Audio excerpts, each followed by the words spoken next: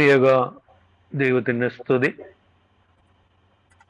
രണ്ടാഴ്ചയുടെ ഇടവേളയ്ക്ക് ശേഷം വീണ്ടും ദൈവമക്കൾക്ക് വീണ്ടും കൂടിവരുവാൻ സ്വർഗത്തിലെ ദൈവം ഒരുക്കി തന്ന വലിയ സാവകാശത്തിനായിട്ട് നമുക്ക് കർത്താവിനെ സ്തുതിക്കാം, സ്തോത്രം ചെയ്യാം. ഇത്രയും സമയം പ്രിയ രഞ്ജിയിൽ കൂടിയുള്ള ആമുഖ സന്ദേശവും സങ്കീർത്തന ധ്യാനവും വളരെ മനോഹരമായ ഒരു ആത്മീയ ഗീതവും നമുക്ക് കേൾപ്പാനായിട്ട് കഴിഞ്ഞു. സാധാരണ വേർപാട് ഭവനങ്ങളിൽ ശുശ്രൂഷയ്ക്ക് മുമ്പ് ഞാൻ ആ ഗീതം പങ്കുവയ്ക്കാറുണ്ട്. വേർപാട് ഭവനത്തിൽ ശോഭയുള്ളവരും എനിക്ക് ഒരു ശുശ്രൂഷയ്ക്ക് മുമ്പ് ഒരു ആത്മീയ ഗീതത്തിന്റെ 2 ഇരടികൾ പാടുന്നത് വലിയൊരു ഉണർവ് തരുന്ന അനുഭവമാണ്. എനിക്ക് ട്യൂണിലൊക്കെ പാടുവാനൊന്നും കഴിവില്ലെങ്കിലും ആത്മാ നിറവിൽ ഒരു ഗാനത്തിന് 2 വരികൾ, അത് വലിയ ശ്രേഷ്ഠരായ ദാസന്മാർ രചിച്ച ഗാനമാവുമ്പോൾ അവരുടെ ജീവിത അനുഭവമാണ്. ഗാനം ആലോചിക്കുമ്പോൾ അതിൻ്റെ ട്യൂണിലല്ല ഞാൻ ആശ്രയിക്കുന്നത്, അതിൻ്റെ വരിയിലെ ആഴത്തിലാണ് ഞാൻ ആശ്രയിക്കുന്നത്. അതാണ് എന്നെ ബലപ്പെടുത്തുന്നത്, അതാണ് എന്നോട് സംസാരിക്കുന്നത്, എന്നെ ശക്തീകരിക്കുന്നത്. അങ്ങനെ ഒരു ഗീതവും നമുക്ക് കേൾപ്പാനായിട്ട് കഴിഞ്ഞു. ഇത്രയും പേർക്ക് ഇങ്ങനെ വചന കേൾവിക്കായിട്ട് കൂടിവരുവാനായിട്ട് കഴിഞ്ഞു. നമുക്ക് ഏറെ പ്രാർത്ഥനയോടുകൂടി ഇരിക്കാം. ഇന്ന് പ്രാർത്ഥനയോടുകൂടി ഇരിക്കുന്നുവെങ്കിൽ സ്വർഗം നമ്മളോട് സംസാരിക്കും. ഇന്ന് വ്യക്തിപരമായിട്ട് കർത്താവ് സംസാരിക്കും. പ്രാർത്ഥനയോടുകൂടി ഇരിക്കുന്നത് എന്നോട് സംസാരിക്കണമേ, എന്നോട് സംസാരിക്കണമേ എന്ന പ്രാർത്ഥനയിൽ.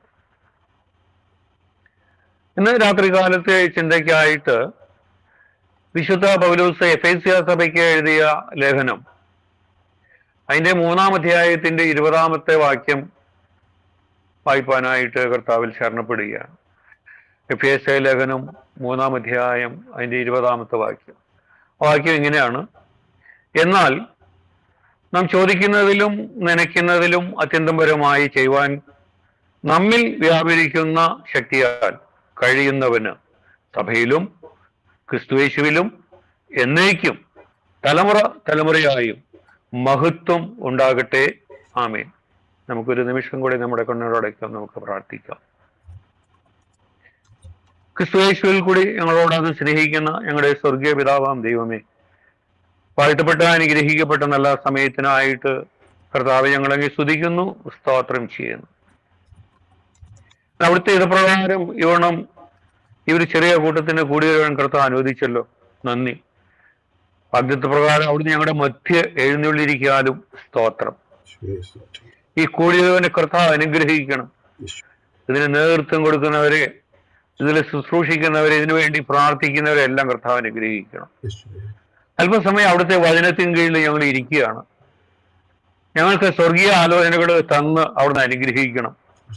ഈ ലോകത്തിൻ്റെതായ ഒരു വാക്കുകളും ഒരു ചിന്തകളും വരാതെ ആ ഉയരത്തിലുള്ളത് അന്വേഷിപ്പാൻ, ഉയരത്തിലുള്ളത് ചിന്തിപ്പാനുള്ള കൃപ അവിടുന്ന് ഞങ്ങൾക്ക് തരണം. വായിച്ച വചനഭാവം കർത്താവിന്റെ കാര്യങ്ങളിലേക്ക് തരുന്നു. അവിടുന്ന് വായിച്ചു നുറുക്കി 30, 60, 100 മേനിയായി തന്ന് അനുഗ്രഹിക്കണം. ശുശ്രൂഷിപ്പാൻ കർത്താവ് അടിയനെ യോഗ്യനാക്കണം. നാവിന്റെ തുമ്പിൽ വചനം തന്ന് അനുഗ്രഹിക്കണം. സംസാരിക്കേണ്ടവണ്ണം സംസാരിപ്പാനുള്ള കൃപ തരണം. അവിടുന്ന് മഹത്വം എടുക്കണം. കൂടി എല്ലാവരെയും അവിടുന്ന് കുടുംബമായിട്ട് അനുഗ്രഹിക്കണം. ഇതിൽ പങ്കെടുക്കാൻ കഴിയാതെ പോയാൽ അവരായിരിക്കുന്നിടത്ത് കർത്താവിന്റെ കൃപയും വഴി നടത്തിലുണ്ടായിരിക്കണം. ഇന്ന് ലോകത്തിന്റെ മറ്റു ഭാഗങ്ങളിൽ നടക്കുന്ന കൂട്ടായ്മകളോ കൂടിയവരോട് ശുശ്രൂഷകളെയും കർത്താവ് അനുഗ്രഹിക്കണം. അവിടെയും അവിടുന്ന് വചനം കൊടുത്ത് അനുഗ്രഹിക്കണം. അവിടുന്ന് പ്രാർത്ഥന കേട്ടിരിക്കുക, സ്തോത്രം. വഴി നടത്തുന്ന സ്തോത്രം. ഫലവും ഞങ്ങൾക്ക് വേണ്ടി ജീവൻ വെച്ച കർത്താവ് യേശു ക്രിസ്തുവിന്റെ നാമത്തിൽ തന്നെ ആമീൻ. ദൈവനാമം മഹത്വപ്പെടട്ടെ. നമുക്കറിയാം, പൗലോസ് അപ്പോസ്തലൻ ഒരു പ്രാർത്ഥനാ മനുഷ്യനാണ് എന്ന് നമുക്ക് മനസ്സിലാക്കാനായിട്ട് കഴിയും. അദ്ദേഹത്തിന്റെ ലേഖനങ്ങളിലെല്ലാം ഒരു വാക്കിൽ 2 വാക്കിലുള്ള സ്തുതി സ്തോത്രങ്ങൾ അല്ലെങ്കിൽ പ്രാർത്ഥനകൾ നമുക്ക് കാണുവാനായിട്ട് കഴിയും. എഫേസ്യ ലേഖനത്തിൽ തന്നെ ഇത് രണ്ടാമത്തെ പ്രാർത്ഥനയാണ്. ഒന്നാം അധ്യായത്തിലും പൗലോസ് അപ്പോസ്തലൻ ഒരു പ്രാർത്ഥനയുണ്ട്. പൗലോസ് അപ്പോസ്തലൻ പ്രാർത്ഥിക്കുക മാത്രമല്ല, ദൈവമക്കളിൽ നിന്ന് പ്രാർത്ഥന ആവശ്യപ്പെടുന്ന പൗലോസിനെ നമുക്ക് കാണുവാനായിട്ട് കഴിയും. ഈ എഫേസ്യ ലേഖനത്തിൽ അതിന്റെ അവസാന ഭാഗത്തിലേക്ക് വരുമ്പോൾ പൗലോസ് അത് ആവശ്യപ്പെടുന്നുണ്ട്. ഞാൻ ചങ്ങല ധരിച്ച് സ്ഥാനപതിയായിരിക്കുന്ന സുവിശേഷത്തിന്റെ മർമ്മങ്ങളെ പ്രസ്താവിപ്പാൻ ഞാൻ വായിൽ തുറക്കുമ്പോൾ എൻ്റെ വായിൽ വചനം ലഭിക്കേണ്ടതിന് സംസാരിക്കണം വണ്ണം പ്രാഗൽഭ്യത്തോടെ സംസാരിക്കുക. ദൈവമക്കൾ എനിക്ക് വേണ്ടി പ്രാർത്ഥിപ്പിനെന്ന് പൗലോസ് അപ്പോസ്തലൻ പറയും. അത് കൊളോസ്യ ലേഖനത്തിലും മറ്റ് ലേഖനങ്ങളിലും പ്രാർത്ഥന ആവശ്യപ്പെടുന്ന പൗലോസ്, ദൈവമക്കൾക്ക് വേണ്ടി പ്രാർത്ഥിക്കുന്ന പൗലോസിനെ ഒക്കെ നമുക്ക് കാണുവാനായിട്ട് കഴിയും. ഇവിടെ ഈ വചന ഭാഗം, ഈ 20-ാം വാക്യം എന്നാൽ എന്ന് പറഞ്ഞുകൊണ്ടാണ് തുടങ്ങുന്നത്. ഞാൻ പലപ്പോഴും ദൈവവചനം എടുക്കുമ്പോൾ ഞാൻ പറയാറുണ്ട്, എന്നാൽ എന്ന് പറയുമ്പോൾ അതിന്റെ മുമ്പിൽ കൂടി, കാരണം പൗലോസ് അപ്പോസ്തലന്റെ ഈ പ്രാർത്ഥന അതിന്റെ 14-ാം വാക്യം മുതൽ അത് തുടങ്ങുന്നത്. അതുകൊണ്ടാണ് ഇവിടെ ഈ വാക്യത്തിൽ വരുമ്പോൾ എന്നാൽ എന്ന്. അപ്പൊ അതിന്റെ പ്രാർത്ഥന കറക്റ്റ് മനസ്സിലാക്കണമെങ്കിൽ 14-ാം വാക്യം മുതൽ വേണം. നമുക്ക് ഇന്ന് സമയപരിധിയിൽ നിന്ന് ആ ഭാഗങ്ങളിലേക്കൊക്കെ കടപ്പാനായിട്ട് കർത്താവിൽ ശരണപ്പെടുകയാണ്. ഈ വാക്യത്തിലെ ഒരു പ്രത്യേകത എന്ന് പറഞ്ഞാൽ ഇതിൽ ത്രിയേക ദൈവത്തെ നമുക്ക് കാണുവാനായിട്ട് കഴിയുന്നു എന്നുള്ളതാണ്. എന്നാൽ നാം ചോദിക്കുന്നതിലും നനയ്ക്കുന്നതിലും അത്യന്തം പരമായി ചെയ്യുവാൻ നമ്മിൽ വ്യാപരിക്കുന്ന ശക്തി നമുക്കറിയാം, പരിശുദ്ധാത്മാവ്. ആ വ്യാപരിക്കുന്ന ശക്തിയാൽ കഴിയുന്നവന് അത് പിതാവാൻ ദൈവത്തിനാണ്. സഭയിലും ക്രിസ്തുയേശുവിലും. അപ്പോൾ ക്രിസ്തുയേശു പിതാവിനെയും പുത്രനെയും പരിശുദ്ധാത്മാവിനെയും ഇവിടെ കാണുകയാണ്. അത് എന്നേക്കും തലമുറയായാലും മഹത്വം ഉണ്ടാകട്ടെ, ആമീൻ എന്ന് പറഞ്ഞിവിടെ പ്രാർത്ഥന അവസാനിക്കുന്നതാണ്. അപ്പൊ നമ്മിൽ വ്യാപരിക്കുന്ന ശക്തി പരിശുദ്ധാത്മാവ്. പൗലോസ് അപ്പോസ്തലൻ അത് ആവർത്തിച്ച് പറയുന്നുണ്ട് കൊരിന്ത്യ ലേഖനത്തിലും. നിങ്ങൾ ദൈവത്തിന്റെ മന്ദിരമെന്നും ദൈവത്തിന്റെ ആത്മാവ് നിങ്ങളിൽ വസിക്കുന്നു എന്നും അറിയുന്നില്ലയോ? ദൈവത്തിന്റെ ആത്മാവ് വസിക്കുന്ന മന്ദിരം ദൈവത്തിന്റെ മന്ദിരത്തെ കുറിച്ച് കർത്താവ് പറഞ്ഞു, നിങ്ങൾ ദൈവത്തിന്റെ ആലയം എന്ന് പറയുന്നത് പ്രാർത്ഥനാലയം എന്ന് അറിയപ്പെടും എന്നാണ് പറയുന്നത്. ദൈവത്തിന്റെ ആത്മാവ് നമ്മൾ വസിക്കുമ്പോൾ നമുക്ക് പ്രാർത്ഥിച്ചു കൊണ്ടിരിക്കാനായിട്ട് ഒരു ദൈവപൈതലിന് കഴിയും. അതുകൊണ്ട് എപ്പോഴും പ്രാർത്ഥിപ്പാനായി, മടുത്തുപോകാതെ പ്രാർത്ഥിപ്പാനായിട്ട് ദൈവമക്കളോട് അപ്പോസ്തലന്മാരും കർത്താവും ആവശ്യപ്പെടുന്നതിന്റെ കാര്യം അത് തന്നെയാണ്. ദൈവത്തിന്റെ ആത്മാവ് വസിക്കുന്നത് ദൈവത്തിന്റെ മന്ദിരമായ എന്റെയും നിങ്ങളുടെയും മന്ദിരം പ്രാർത്ഥനാലയം എന്നറിയപ്പെടണം. എപ്പോഴും പ്രാർത്ഥിച്ചു കൊണ്ടിരിക്കുന്നവരായിരിക്കണം ദൈവമക്കൾ എന്നുള്ളത്. പൗലോസ് എന്റെ പ്രാർത്ഥന അനുഭവം, പ്രാർത്ഥനാ മനുഷ്യൻ എന്ന് ഞാൻ ഈ പൗലോസിന്റെ ഈ ഭാഗത്തെ പ്രാർത്ഥനയെ കുറിച്ച് ചിന്തിക്കുന്നതിന് മുമ്പ് അതിലേക്ക് കടപ്പാനായിട്ട് ആഗ്രഹിക്കുകയാണ്. പ്രാർത്ഥന എന്ന് അതിന് എങ്ങനെ എന്ത് എന്നുള്ളത് ഇന്നത്തെ വത്സാന്യ 116-ാം സങ്കീർത്തനം ധ്യാനിച്ചപ്പോ അതിൽ നിന്ന് നമുക്ക് ആ പ്രാർത്ഥനയെ കുറിച്ച് നമുക്ക് മനസ്സിലാക്കുന്നുണ്ട്. യഹോവ എന്റെ പ്രാർത്ഥനയും യാചനയും കേട്ടതുകൊണ്ട് ഞാൻ അവനെ സ്നേഹിക്കുന്നു. അവൻ തന്റെ ചെവി എങ്കിലേക്ക് ചായച്ചതുകൊണ്ട് ഞാൻ ജീവകാലമൊക്കെയും അവനെ വിളിച്ചപേക്ഷിക്കും. നമ്മൾ എപ്പോഴും പ്രാർത്ഥിക്കും, എപ്പോഴും പ്രാർത്ഥിക്കേണ്ടവരാണ്. നമ്മുടെ ഒരു പ്രത്യേകത എന്തെന്ന് പറഞ്ഞാൽ, നമ്മൾ എന്തെങ്കിലും ഒരു ആവശ്യം വരുമ്പോ, ആവശ്യം എന്ന് പറഞ്ഞാൽ ആ ആവശ്യം നടത്തുവാൻ നമ്മുടേതായ കഴിവുകൾ കൊണ്ടും സാമഗ്രികൾ കൊണ്ടും നമ്മുടെ ബന്ധുബലം കൊണ്ടും സുഹൃത്ബലങ്ങളും കൊണ്ട് ഒക്കെ പരിശ്രമിച്ച് നോക്കിയിട്ട് കഴിയാതെ വരുമ്പോൾ ആണ് നമ്മൾ പ്രാർത്ഥിക്കുന്നത്.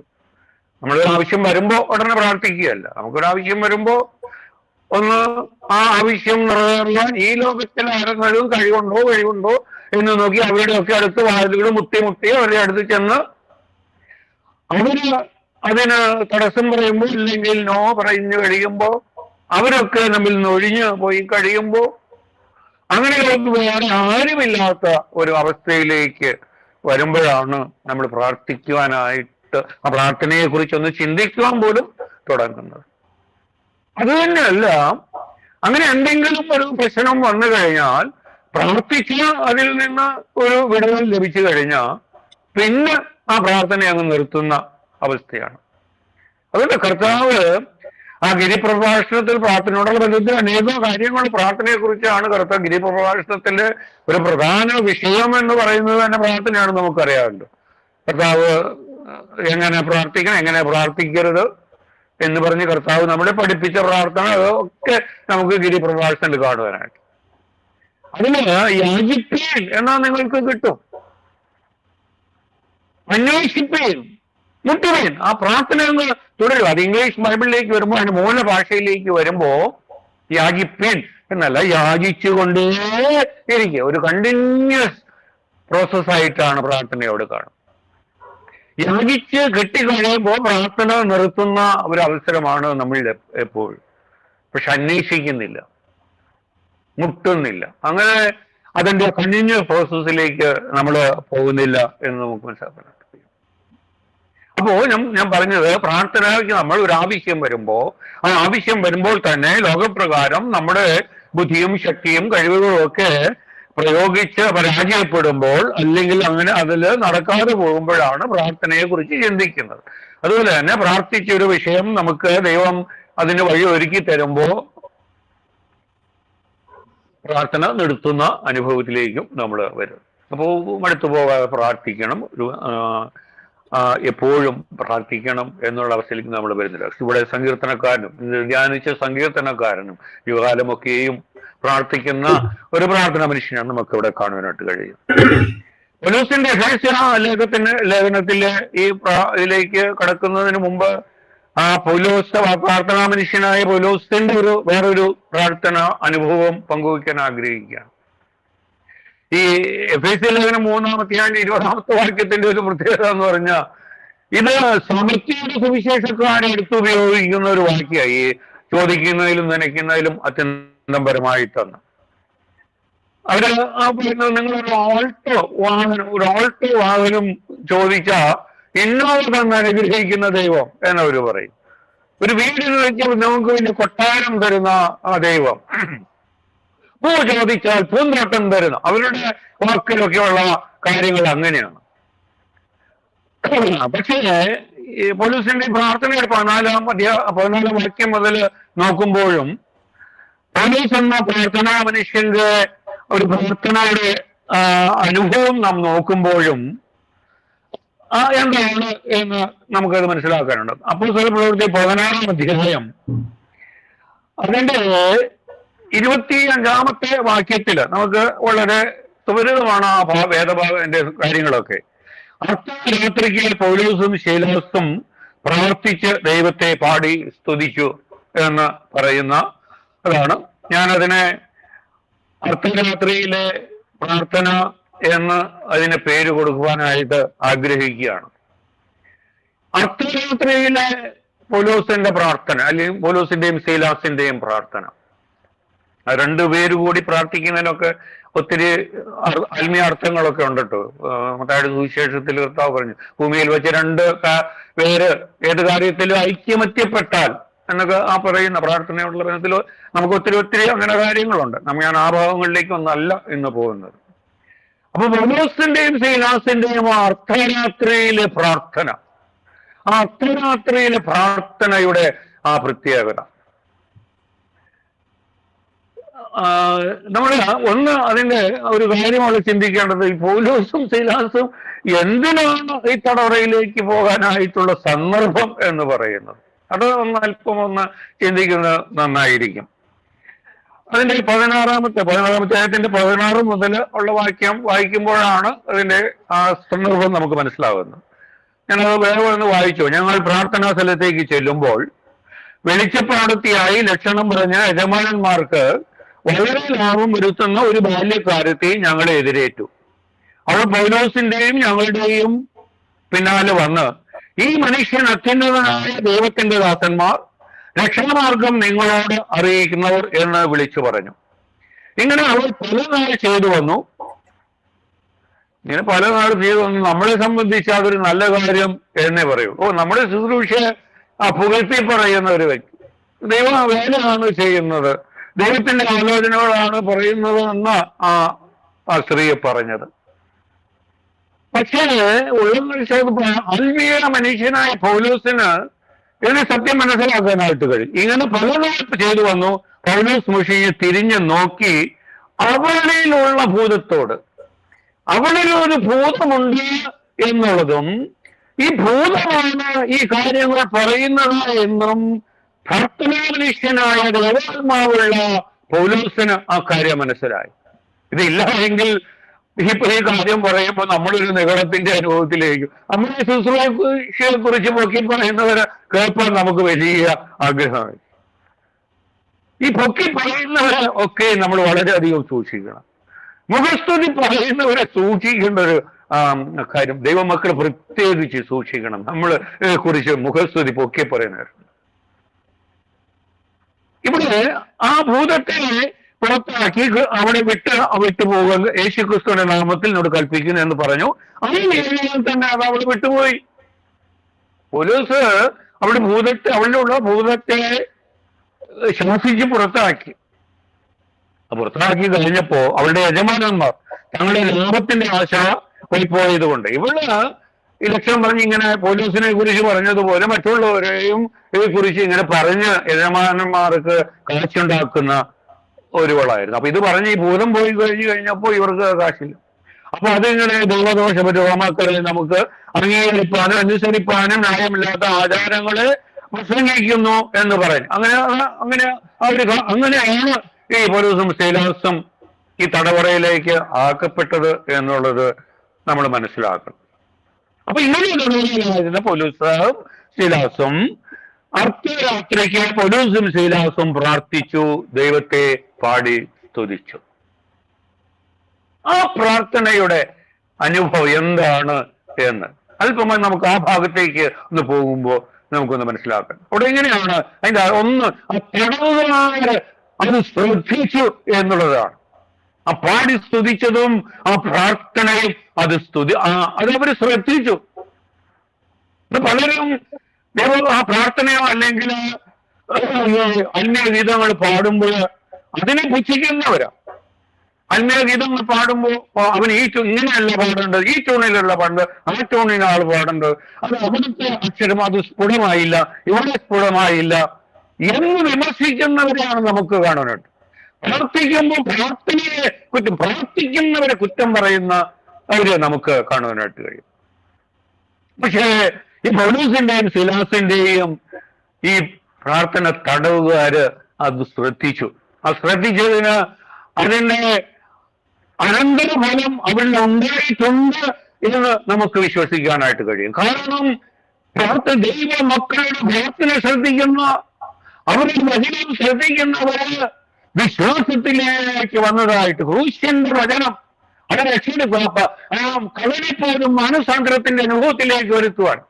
അപ്പോ തടവുകാരൻ ശ്രദ്ധിച്ചു എന്നുള്ളതാണ് ഇവിടെ പൗലോസിന്റെയും ശീലാസിന്റെയും പ്രാർത്ഥനയുടെ ആദ്യത്തെ ഫലം അവിടെ കാണാനായിട്ട് കഴിയുന്നത്. അടുത്തതോടെ പറയുന്നത് ഇവിടെ ഭൂകമ്പമുണ്ടായി എന്നാണ്. അത്തരത്തിലുള്ള ദൈവമക്കൾ പ്രാർത്ഥിക്കുമ്പോൾ ഭൂകമ്പമല്ല, അതിനേക്കാൾ വലിയ കാര്യങ്ങൾ സംഭവിക്കുവാനായിട്ട് കഴിയും. അവിടെ ഭൂകമ്പമുണ്ടായി. അടുത്തത് കാരാഗ്രഹത്തിന്റെ അടിസ്ഥാനം കുലുങ്ങി. ഒന്നത്തോടെ ശ്രദ്ധിച്ചു, ഭൂകമ്പമുണ്ടായി, കാരാഗ്രഹത്തിന്റെ അടിസ്ഥാനം കുലുങ്ങി എന്നുള്ളതാണ്. വീണ്ടും അവിടെ വാതിലൊക്കെയും തുറന്നു, ചങ്ങല അഴിഞ്ഞു വീണു. ചങ്ങൽ പൊട്ടിയെന്നല്ല, അനേക പറഞ്ഞു ചങ്ങൽ പൊട്ടിയെന്ന്. ചങ്ങൽ പൊട്ടുകയല്ല, ചങ്ങല അഴിഞ്ഞു വീഴുകയാണ് ചെയ്തത്. ചങ്ങല അഴിഞ്ഞു വീണു. തുടർന്ന് നോക്കുമ്പോൾ നമുക്ക് അവിടെ വലിയ ഒരു ടെസ്റ്റ് ഉണ്ടാവുകയാണ്. പൗലോസിനെയും ശീലാസിനെയും ഉദ്ദേശിച്ച കാരാഗ്രഹ പ്രമാണി, ആ ഉദ്ദേശിച്ച കാരാഗ്രഹ പ്രമാണി ഇപ്പോൾ പൗലോസിന്റെയും ശീലാസിന്റെയും കാൽക്കൽ വീഴുന്ന ഒരു അനുഭവം നമുക്കവിടെ കാണുന്നത്. ചോദിക്കുന്നതിലും നനയ്ക്കുന്നതിലും അത്യന്തപരമായി തന്ന് പ്രവർത്തിക്കുന്ന ദൈവം അവിടെ എന്തൊരു അത്ഭുതമാണ് അവിടെ പ്രവർത്തിക്കുന്നത്. ഒരിക്കലും വിചാരിക്കാത്ത രീതിയിൽ പൗലോസും ശീലാസും ഒരിക്കലും വിചാരിക്കാത്ത രീതിയിൽ അവിടെ കാര്യങ്ങൾ അവിടെ നടക്കുകയാണ്.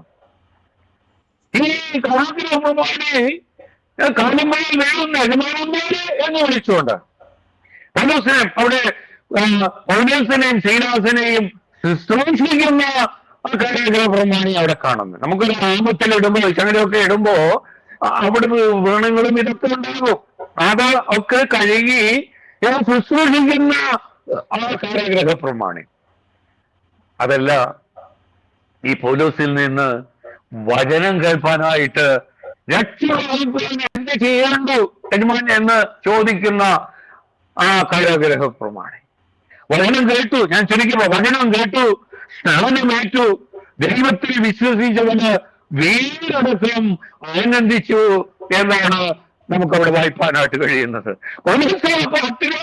പ്രാർത്ഥിച്ചപ്പോ ചോദിച്ചതിലും നിലച്ചതിലും അത്യന്തപരമായി തന്ന് അനുഗ്രഹിക്കുന്ന ദൈവത്തിന്റെ അനുഗ്രഹം പൗലോസിന്റെയും ശൈലാസിന്റെയും വിടുതലിനേക്കാൾ, അവരുടെ കാരാഗ്രഹത്തിൽ നിന്നുള്ള മോചനത്തെക്കാൾ യഥാർത്ഥമായ ബന്ധനത്തിലായിരിക്കുന്ന കാരാഗ്രഹ പ്രമാണികളുടെ ബന്ധനം കഴിഞ്ഞു എന്നുള്ളതാണ്.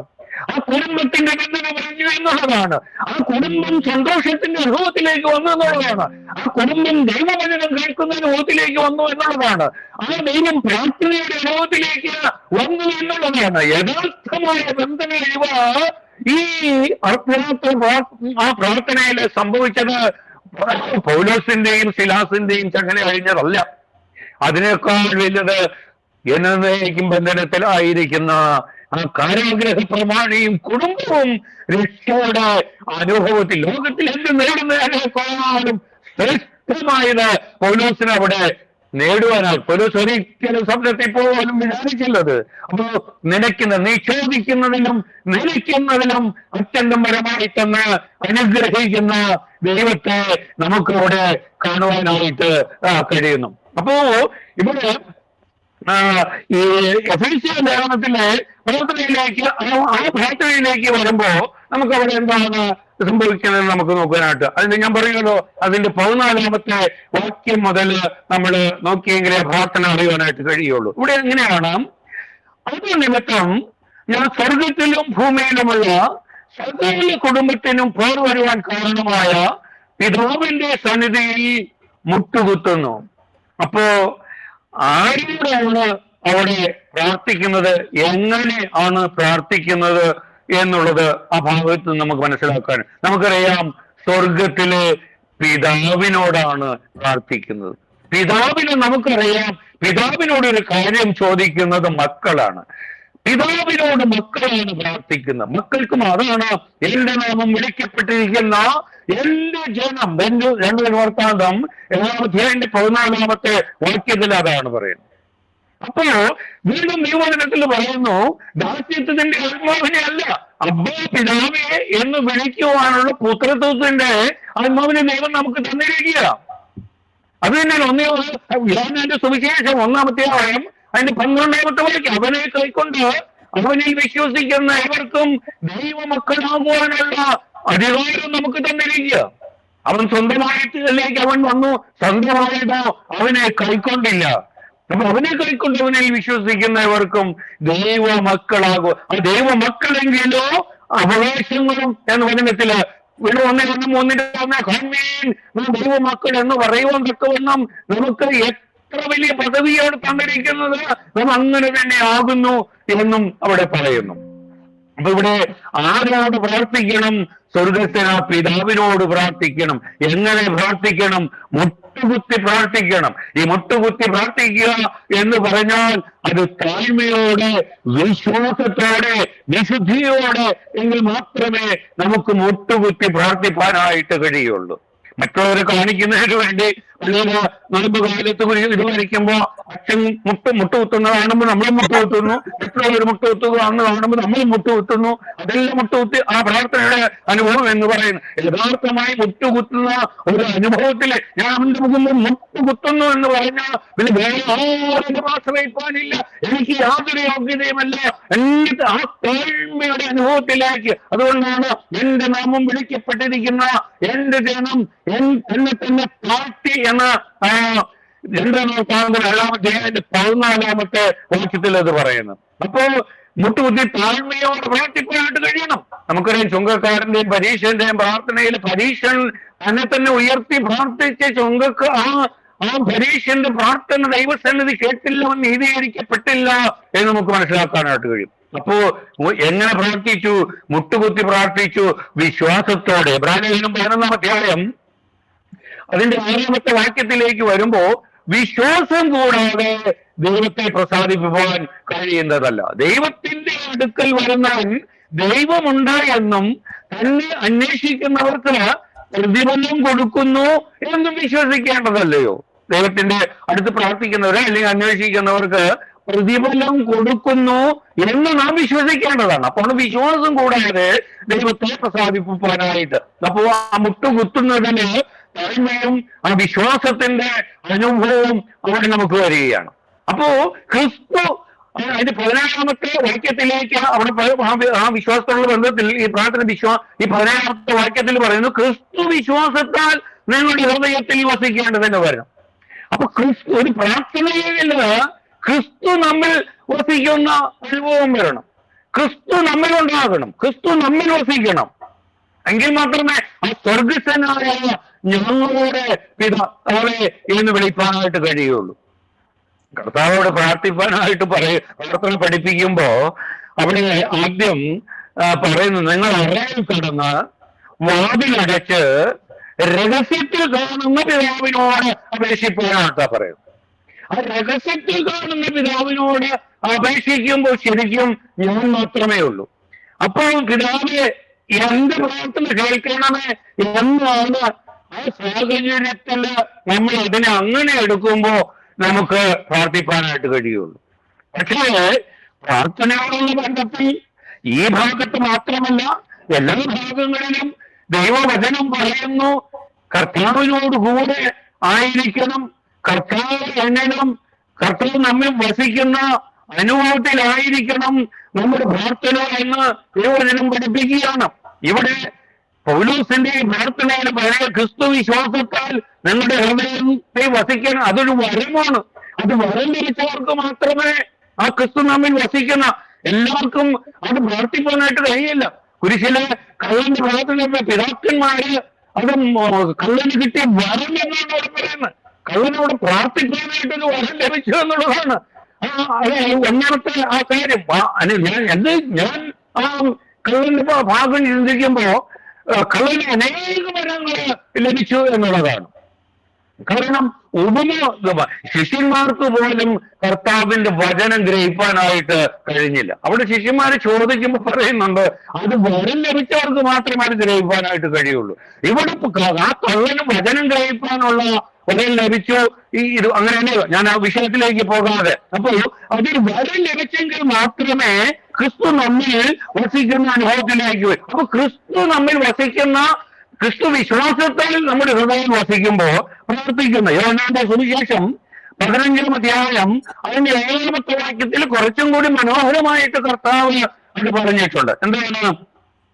നിങ്ങൾ എന്നിലും എന്റെ വചനം നിങ്ങളിലും വസിച്ചാൽ നിങ്ങൾ ഇച്ഛിക്കുന്നത് എന്തെങ്കിലും അപേക്ഷിപ്പിൻ, അത് നിങ്ങൾക്ക് കിട്ടും. നമുക്ക് പ്രാർത്ഥിച്ചാൽ എന്തെങ്കിലും അപേക്ഷിച്ച് എന്തെങ്കിലും അത് കിട്ടണമെങ്കിൽ ഒന്ന് കർത്താവ് നമ്മിൽ വസിക്കണം, കർത്താവിന്റെ വചനം നമ്മിൽ വസിക്കണം. അപ്പൊ കർത്താവ് നമ്മിൽ വസിക്കുമ്പോ നമ്മുടെ ഹൃദയത്തിൽ വസിക്കും. നമ്മൾ പ്രാർത്ഥിക്കും, സ്വർഗസ്ഥനായ ഞങ്ങളുടെ പിതാവേ എന്ന് പറയുമ്പോ ഞാനും ക്രിസ്തുവും കൂടിയാകുന്നത്. കാരണം ഈ പിതാവ് ക്രിസ്തുവിന്റെയാണ് യഥാർത്ഥമായ പിതാവ്. നമുക്ക് ചില കണ്ടീഷനിൽ കൂടിയാണ് ആ പുത്രത്വത്തെ തന്നിരിക്കുന്നത്. അപ്പൊ യഥാർത്ഥമായ പിതാവ്, അതിന്റെ അധികാരം, അതിന്റെ അവകാശം പൂർണ്ണമായി ഇരിക്കുന്നവരോടുകൂടെ പ്രാർത്ഥിക്കുക. എത്ര ശ്രേഷ്ഠമായ ഒരവസ്ഥയിലാണ് നമ്മള് സ്വർഗസ്ഥനായ നമ്മളുടെ പിതാവേ എന്ന് പ്രാർത്ഥിക്കുന്നത്. അതിന്റെ ആഴങ്ങൾ മുങ്ങൾക്കൊന്ന് ഗ്രഹിക്കുമ്പോ, അത് വിശ്വാസത്തിൽ നമ്മുടെ ഹൃദയത്തിൽ അത് വസിക്കുമ്പോ, നമ്മുടെ പ്രാർത്ഥനയുടെ ആ ലെവലിൽ നിന്ന് എത്രമാത്രം ഉയർന്നു പോകും എന്ന് ദൈവമക്കളൊന്ന് ധ്യാനിച്ചു നോക്കുക. ഈ വചനമൊന്ന് ധ്യാനിച്ചു നോക്കുക. ഞാൻ പ്രാർത്ഥിക്കുമ്പോ കർത്താവ് എന്നോടുകൂടെ, കാരണം അത് വിശ്വാസത്തിൽ വസിക്കണം. അപ്പൊ വചനം വസിക്കണം. വചനം വസിക്കുമ്പോൾ തന്നെ കർത്താവ് വസിക്കും. കാരണം വചനം പുത്രനും ദൈവത്തെയാണല്ലോ വിളിക്കുന്നത്. അപ്പോ ആ ക്രിസ്തുവിനോട് കൂടെ വസിക്കുക, ആ ക്രിസ്തുവിനോട് കൂടെ ഞങ്ങൾ എന്ന് പറയുവാനായിട്ട് നമുക്കവിടെ കഴിയുന്ന പ്രാർത്ഥനയില്. വീണ്ടും അതിന്റെ വിഷയം, ക്രിസ്തു വിശ്വാസത്തിൽ നിങ്ങളുടെ ഹൃദയത്തിൽ വസിക്കാനും വരം നൽകണമെന്നും നിങ്ങൾ സ്നേഹത്തിൽ വേരൂന്നി അതിലേക്ക് വരുന്നതിന് മുമ്പ് അതിന് 16 അവൻ തന്റെ മഹത്വത്തിന് ധനത്തിനൊത്തോണം അവന്റെ ആത്മാവിനാൽ നിങ്ങൾ അകത്തെ മനുഷ്യനെ സംബന്ധിച്ച് ശക്തിയോടെ ബലപ്പെടേണ്ടത്. പ്രാർത്ഥനയില് പൗലോസ് ആവശ്യപ്പെടുന്ന ഒരു കാര്യം, ഈ ലോകത്തെതിരായ ഒരു കാര്യം അവിടെ ആവശ്യപ്പെട്ടിട്ട് എന്താണ്? അകത്തെ മനുഷ്യൻ ബലം പ്രാപിക്കണം. അവന്റെ ആത്മാവിനാൽ നിങ്ങൾ അകത്തെ മനുഷ്യനെ ബലം പ്രാപിപ്പാൻ. അപ്പൊ അതിൽ നിന്ന് അകത്തെ മനുഷ്യനുണ്ടെന്നും പുറത്തെ മനുഷ്യനുണ്ട് എന്നും അവിടെ മനസ്സിലാക്കാനായിട്ട്. പുറത്തെ മനുഷ്യൻ ലോകത്തെ പ്രീതിപ്പെടുത്തുന്നവരാണ്. ലോകത്തിന്റെ മുമ്പിൽ സ്തുതിയും സ്തോത്രവും അവരെ പുകഴ്ത്തി പറഞ്ഞ് നടക്കുന്ന ഈ പുറത്തെ മനുഷ്യൻ എന്ന് പറയുന്നു. അവന് പ്രാർത്ഥന മനുഷ്യനാണെന്നും അവന് വലിയ ആളാണെന്നും ഒരു പരീക്ഷ മനോഭാവ അനുഭവത്തിൽ പുറത്തെ പിശാചുകാരനും വിളിച്ചത് തന്റെ വേഷം ധരി അവന്റെ വേഷവും നടപ്പും ഭാവങ്ങള് ഇതിൽ പുറത്തെ മനുഷ്യനെ കാണുമ്പോൾ ചിലപ്പോൾ നമ്മൾ വലിയ വലിയ ഭക്തനാണ് അതാണ് എന്നൊക്കെ നമുക്ക് തോന്നാനായിട്ട് കഴിയും. പക്ഷെ പൗലോസ് അപ്പോസ്തലന്റെ പ്രാർത്ഥന അതല്ല, അകത്തെ മനുഷ്യനെ ഒന്ന് ബലപ്പെടുവാനായിട്ട്. ഉള്ളതുപോലെ ശോധന ചെയ്യുന്ന ദൈവം അവൻ നോക്കുമ്പോൾ പ്രാർത്ഥിപ്പാൻ അവന്റെ സന്നിധിയിൽ വരുമ്പോ കർത്താവ് നമ്മുടെ പുറത്തെ നല്ല ഡ്രസ്സുകള് നല്ല ആഡംബരമായ കാറില് അല്ലെങ്കിൽ ഏതില് അതൊന്നും അല്ല കർത്താവ് നോക്കുന്നു. ഉള്ളത്തിൽ വരുന്ന ആ ഉള്ളങ്ങളെ ശോധന ചെയ്യുന്നവൻ. അപ്പൊ അവിടെ പ്രാർത്ഥനാ വിഷയം ഒന്ന് അതാണ്. വീണ്ടും അതിന്റെ 18-19 വാക്യത്തിൽ വരുമ്പോ നിങ്ങൾ സ്നേഹത്തിൽ വേരൂന്നി ക്രിസ്തുവിന്റെ സ്നേഹത്തെ അറിയുവാനായിട്ട്. നമ്മുടെ പ്രാർത്ഥനാ വിഷയത്തിലേക്ക് വരുമ്പോ ആ ക്രിസ്തുവിന്റെ സ്നേഹം നമുക്ക് പലപ്പോഴും സ്നേഹിക്കാൻ കഴിയാത്തവരെ നമുക്ക് സ്നേഹിക്കാനായിട്ട് കഴിയും. നമ്മുടെ പ്രാർത്ഥനാ വിഷയത്തിലേക്ക് വരേണ്ടതാണ്. നമുക്ക് സ്നേഹിക്കാൻ കഴിയാത്തവരെ സ്നേഹിപ്പാനായിട്ട്, ക്ഷമിക്കാൻ കഴിയാത്തവരോട് ക്ഷമിപ്പാനായിട്ട്, സഹായിക്കാൻ കഴിയാത്തവരെ സഹായിപ്പാൻ കഴിയുവാനായിട്ട്. ഇവിടെ ക്രിസ്തുവിന്റെ അതിന്റെ നീളവും വീതി ആഴവും അറിയുവാനായിട്ട്. അന്നേരം നമ്മൾ ബുദ്ധിയും പ്രയാസം വരുമ്പോൾ ദൈവത്തോട് പ്രവർത്തിക്കുകയാണ്. ദൈവത്തോട് പ്രിയപ്പെട്ടെങ്കിൽ യഥാർത്ഥ ദൈവത്തെ അറിഞ്ഞിട്ടില്ല, അവന്റെ സ്നേഹം അറിഞ്ഞിട്ടില്ല എന്നുള്ളതാണ്. ഇപ്പോ ഇസ്രായേലിനോട് ബന്ധം ഈ യുദ്ധം ഇതൊക്കെ വരുമ്പോ എന്നാലും ദൈവം അങ്ങനെ ചെയ്തത് ശരിയായോ, ഇങ്ങനെ ചെയ്തത് ശരിയായോ എന്ന് വരുമ്പോ ദൈവത്തെ കുറ്റം വിധിക്കുന്ന രീതിയിലുള്ള ഒരു ദൈവത്തെയാണ് നീ അറിഞ്ഞിട്ടുള്ളതെങ്കിൽ നീ അറിഞ്ഞിരിക്കുന്ന ദൈവം നീ യഥാർത്ഥമായ ദൈവത്തെ അറിഞ്ഞിട്ടില്ല. ദൈവത്തിന്റെ സ്നേഹം ഈ ശാസനകളിലും ഈ ശിക്ഷകളിലും കൂടിയും നാം മനസ്സിലാക്കുവാനായിട്ട് കഴിയണം. നമ്മെ ഈ സ്നേഹിക്കുന്ന ദൈവം നമ്മൾ ബാല്യശിക്ഷയിൽ കൂടി അവൻ നമ്മെ ശിക്ഷിക്കുകയും ചെയ്യണം. അത് ദൈവത്തിന്റെ സ്നേഹം അവിടെയും നമുക്ക് മനസ്സിലാക്കുവാനായിട്ട് കഴിയണം. ദൈവത്തെ കുറിച്ച് പിറുപിറുത്താനോ അവനെ കുറ്റം ചുമത്തുന്ന ഒരു അറിവുമാണെങ്കിൽ നീ യഥാർത്ഥമായി ദൈവത്തെ അറിഞ്ഞിട്ടില്ല. ആ ദൈവത്തിൽ എന്റെ ഹൃദയത്തിൽ തഴച്ചു നീക്കി യഥാർത്ഥമായ ദൈവത്തെ അറിയുവാനായിട്ട്. വീണ്ടും പ്രാർത്ഥനയോടുള്ള ബന്ധത്തിൽ നാം പ്രാർത്ഥിക്കുമ്പോൾ ഇവിടെ ദൈവത്തിന്റെ ആ സ്നേഹവും നമ്മൾ മനസ്സിലാക്കുമ്പോൾ, ആ സ്നേഹിതനായ ദൈവത്തെ നാം മനസ്സിലാക്കുമ്പോൾ ഒരു സ്നേഹിതനോട് സംസാരിക്കുന്നത് പോലെ ദൈവത്തോട് സംസാരിക്കുവാനായിട്ട് നമുക്ക് കഴിയണം. പ്രാർത്ഥനയില് നമ്മൾ പലപ്പോഴും നമ്മൾ വേണ്ടതും വേണ്ടാത്തതുമായ ഈ ലോകത്തിന്റെയും മറ്റു കാര്യങ്ങളെയും ശത്രുക്കളുടെ നാശത്തിനും അങ്ങനെ എന്ത് ഇല്ലാത്ത പല കാര്യങ്ങളും നമ്മുടെ പ്രാർത്ഥനാ വിഷയങ്ങൾ. അതുകൊണ്ട് റോമലേഖനത്തിൽ 26 വാക്യത്തിൽ പറയുന്നത് പ്രാർത്ഥിക്കേണ്ടത് എന്ത് എന്ന് നമുക്ക് അറിഞ്ഞുകൂടാ. അത് പരിശുദ്ധാത്മാവിന്റെ തുണയുണ്ടാകണം. പ്രാർത്ഥിക്കേണ്ടത് എന്ത് എന്നുള്ളത് നമുക്ക് അറിഞ്ഞുകൂടാ എന്നുള്ളത് ആദ്യം നാം സമ്മതിച്ചിരിക്കണം. അപ്പൊ അതാണ് ഒരു സ്നേഹിതനോട് സംസാരിക്കും പോലെ ദൈവത്തോട് സംസാരിപ്പാനായിട്ട് കഴിയണം. പുറപ്പാട് പുസ്തകം 33-11 വാക്യത്തിലേക്ക് വരുമ്പോ ഒരുത്തൻ തന്റെ സ്നേഹിതനോട് സംസാരിക്കുന്നത് പോലെ യഹോവ മോശയോട് അഭിമുഖമായി സംസാരിച്ചു എന്നാണ് അവിടെ പറയുന്നത്. അഭിമുഖമായി മുഖത്തോട് മുഖം നോക്കി സംസാരിച്ച ദൈവത്തെ മോശയോട് സംസാരിച്ചതാണ്. ദൈവവചനത്തിലേക്ക് നോക്കുമ്പോ എബ്രഹാമിനെയാണ് ദൈവത്തിന്റെ സ്നേഹിതൻ എന്ന് പറഞ്ഞിരിക്കും. വചനത്തിന്റെ പല ഭാഗങ്ങളിൽ അത് പറഞ്ഞിട്ടുണ്ട്. യെശയ്യാപ്രവചനം 41-8 വാക്യത്തില് എബ്രഹാമിനെ ദൈവത്തിന്റെ സ്നേഹിതൻ എന്നാണ് പറഞ്ഞിരിക്കുന്നത്. യോഹന്നാന്റെ സുവിശേഷം 15-ാം അധ്യായം അതിന്റെ 14-15 വാക്യങ്ങളിലേക്ക് വരുമ്പോ ഞാനും നിങ്ങളും ദൈവത്തിന്റെ സ്നേഹിതന്മാരാണ് എന്നത് മനസ്സിലാക്കാനായിട്ട്, ഞാൻ നിങ്ങളോട് കൽപ്പിക്കുന്നത് ചെയ്താൽ നിങ്ങൾ എന്റെ സ്നേഹിതന്മാർ തന്നെ എന്നാണ്. അപ്പോൾ ഒരു കണ്ടീഷൻ വെച്ചാണ് കൽപ്പിക്കുന്നത് ചെയ്ത സ്നേഹിതന്മാർ, നമുക്കറിയാം സ്നേഹിതന്മാര് എത്ര ഫ്രീ ആയിട്ടാണ്, എത്ര കപടതയില്ലാതെയാണ്. യഥാർത്ഥ സ്നേഹിതന്റെ കാര്യമാണ് കേട്ടോ പറഞ്ഞത്. കാപട്യമില്ലാതെയാണ് നമ്മൾ സംസാരിക്കുന്നത്. അത് എത്രയോ മനോഹരമാണ് ആ പ്രാർത്ഥന അനുഭവത്തെ ഇവിടെ വിവരിച്ചിരിക്കുന്നത്. അപ്പോൾ സ്നേഹിതൻ അവിടെയുള്ള ബന്ധത്തില് യൂദായും സ്നേഹിതൻ എന്ന് വിളിച്ചിട്ടുണ്ട് കേട്ടോ. 26 വാക്യത്തിലേക്ക് വരുമ്പോ യേശുവിനോട് സ്നേഹിത നീ വന്ന കാര്യം എന്ത് എന്നവിടെ ചോദിക്കുന്നു. കാരണം കർത്താവ് ആ ക്രൂശിൽ കിടന്നും ഇവർ ചെയ്യുന്നത് എന്തെന്ന് അറിയാതെ കൊണ്ട് ഇവരോട് ക്ഷമിക്കണമേ എന്ന് പറഞ്ഞ ആ കർത്താവിന്റെ സ്നേഹമാണ് നമുക്കവിടെ മനസ്സിലാകും. അപ്പൊ ഇവിടെ പൗലോസിന്റെ പ്രാർത്ഥന വിഷയം ആ സ്നേഹം നാമെന്ന് ആ സ്നേഹത്തിന്റെ ആഴം, അതിന്റെ നീളം, അതിന്റെ അളവ്, അത് ഗ്രഹിക്കാനായിട്ട് കഴിയാനായിട്ടുള്ള പ്രാർത്ഥന. അപ്പൊ ചോദിക്കുന്നതിലും നനയ്ക്കുന്നതിലും അത്യന്തപരമായിട്ട് അനുഗ്രഹിക്കുന്ന ഒരു ദൈവം. 1 രാജാക്കന്മാർ 1-ാം അധ്യായം അതിന്റെ 9-ാമത്തെ വാക്യങ്ങളിലേക്ക് വരുമ്പോ ശലോമോന്റെ പ്രാർത്ഥന, കർത്താവ് ശലോമോന് ഒരു വരം അങ്ങ് കൊടുക്കുക, നീ ഇഷ്ടമുള്ളത് ചോദിച്ചോ എന്ന് പറഞ്ഞൊരു വരം. ഞാൻ സമയം പോയതുകൊണ്ട് വേറെ കാര്യങ്ങളങ്ങ് പറയുക. ശലോമോനോട് ചോദിക്കുകയാണ്, നീ ഇഷ്ടമുള്ള ചോദിച്ചോ. പക്ഷേ ശലോമോൻ ചോദിച്ചത് വിവേകമുള്ള ഒരു ഹൃദയമാണ് ചോദിച്ചത്. പക്ഷേ എന്നെ വളരെ എന്നെ ആകർഷിച്ച വേറെ ഭാഗമാണ് അതിന്റെ തുടർന്നുള്ളത്. ഞാൻ വേഗം ആ കാര്യങ്ങളങ്ങ് പറയട്ടെ. കർത്താവ് ദൈവം ശലോമോന് കൊടുത്തത് എന്തൊക്കെയാണ്? ഒരു ലിസ്റ്റ് തന്നെ അവിടെ ഉണ്ട്. ശലോമോൻ ചോദിച്ചത് വിവേകമാണെങ്കിൽ കർത്താവ് വിവേകത്തോടൊപ്പം ജ്ഞാനവും കൂടി കൊടുത്തു. ജ്ഞാനം വിവേകം മാത്രം ലഭിച്ചതുകൊണ്ട് പ്രയോജനമില്ല, ജ്ഞാനവും കൂടി വേണമെന്ന് നമ്മുടെ ആവശ്യങ്ങളെ നമ്മേക്കാൾ മുമ്പ് അറിയുന്ന സ്വർഗത്തിലെ ദൈവം ശലോമോൻ എന്ത് കൊടുത്തു? ജ്ഞാനവും കൂടി കൊടുത്തു.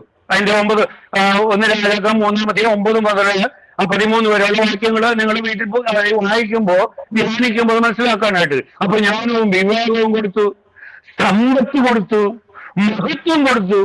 നിന്റെ ആവിഷ്കാരമൊക്കെയും രാജാക്കന്മാരിൽ ഒരുത്തനും നിനക്ക് സമനാകുകയില്ല എന്നുള്ളൊരു വലിയ പദവി അങ്ങ് കൊടുത്തു. ഇവിടെ എത്ര മനോഹരമാണ്! ചോദിക്കുന്നതിലും നനയ്ക്കുന്നതിലും അത്യന്തം പരമായി തന്ന് ഒരു അനുഗ്രഹിക്കുന്ന ദൈവം, ഒരു സ്നേഹിതനോടെന്ന പോലെ സംസാരിക്കുവാൻ തയ്യാറായിട്ട് നിൽക്കുന്ന ഒരു ദൈവം, നിന്റെ ആവശ്യങ്ങൾ നിന്നേക്കാൾ മുമ്പ് അറിയുന്ന ഒരു ദൈവം, സ്വർഗസ്ഥനായ ഞങ്ങളുടെ പിതാവേ എന്ന് വിളിപ്പാനുള്ള എത്ര വലിയ ഒരു യോഗ്യതയാണ് കർത്താവ് നമുക്ക് തന്നിരിക്കുന്നത്.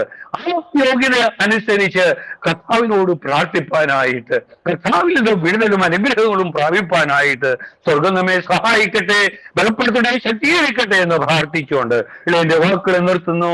ദൈവനാമം മാത്രം മഹത്വപ്പെടട്ടെ.